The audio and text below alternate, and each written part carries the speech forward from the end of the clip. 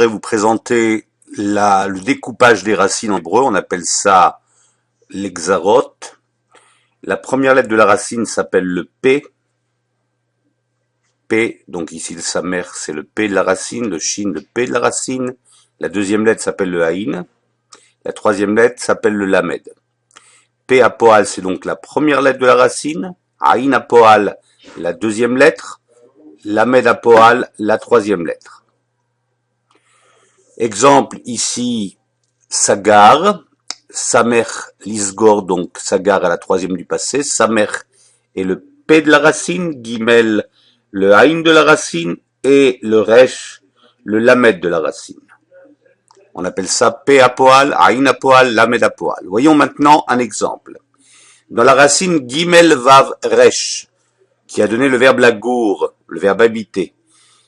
Le vav étant la deuxième lettre de la racine, on appelle ça les haïn vav. Dans le cas du verbe lachir, shin yud resh, c'est la racine, ça s'appelle les haïn yud, étant donné que le haïn est un yud. Dans la racine yud shin bet, le yud va poser problème au futur, on appelle ça les peyud, c'est-à-dire les premières lettres de la racine, yud. Quand un verbe a un he en tant que dernière lettre de la racine, ce he d'ailleurs va être remplacé par un yud dans la conjugaison du passé, on appelle ça les lamed yud ou les lamed he. C'est la dernière lettre de la racine. Vous avez quelques exemples ici, on appelle ça donc hagzarot, les découpages en quelque sorte, gizra, gzarot. Les shelemim, ce sont les verbes qui ont des racines n'ayant pas de problème. Samer gimel resh, par exemple, shin taf kuf, on les appelle les shelemim, les verbes parfaits.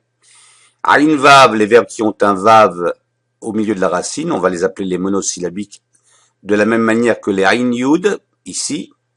Les verbes ayant un yud comme première lettre de la racine, les p yud, comme le verbe lashevet, yashov, yud shin bet, et les verbes ayant un he, comme dernière lettre de la racine, on les appelle les lamed he.